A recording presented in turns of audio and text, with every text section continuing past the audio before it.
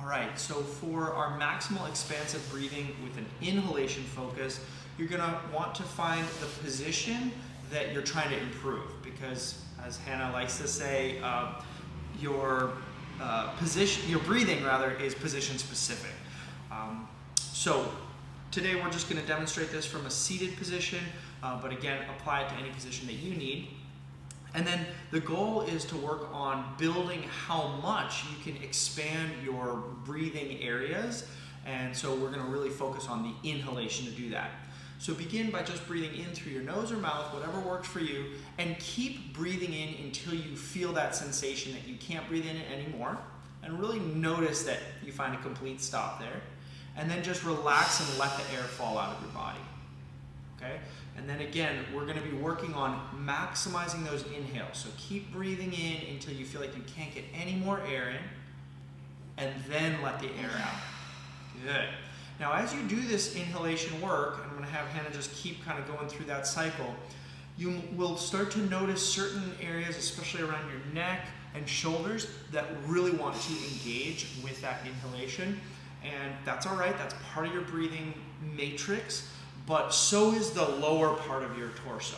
So we tend to advise people to really focus in on that lower part of your torso, breathing into your belly, into your pelvis even, and really directing air low, and then allowing air to also fill up your rib cage to the sides, to the back, and then finally up into your chest and collarbones, and even at the base of your neck.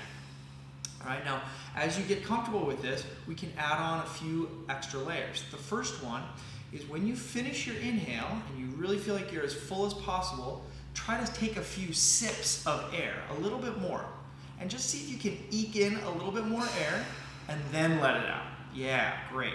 Okay, and if you try that again, you breathe all the way in, sip in a few extra breaths of air, hold that feeling, seal off your airways, and see if you can let your shoulders relax down like there's a balloon in your torso and your shoulders are resting on it. Then let the air go. Okay? And just like any training we do, when we ask tissue to expand in this way, we're literally teaching that tissue to know how to do that thing. So if you're struggling with this at first, know that it might take a few reps, a few sessions, and a few weeks or months to convince those tissues to actually be a little bit more expansive. Okay, now the final way that we use this as a tool is when we're trying to open up specific lines of tension. So the easy one here is I'm just going to have Hannah place a left hand on the floor and kind of just explore lines of tension down the right side of her body. Usually a pretty tight area for humans. Okay? All right, and then the other hand can do whatever helps you find that line. Maybe it's reaching, maybe it's down on your knee, whatever helps you find the line. And then let's just do a couple of these maximal inhalations, really trying to breathe into the line of tension that you're feeling. And remember, sip a little bit to try to stretch those tissues a little more. And then as you relax, ask those same tissues to relax with you. All right? So inhale, targeting specific lines of tension, breathing all the way to your maximum, and then letting that air and the muscular tension go. All right, so that's our drilling for maximum inhalation work.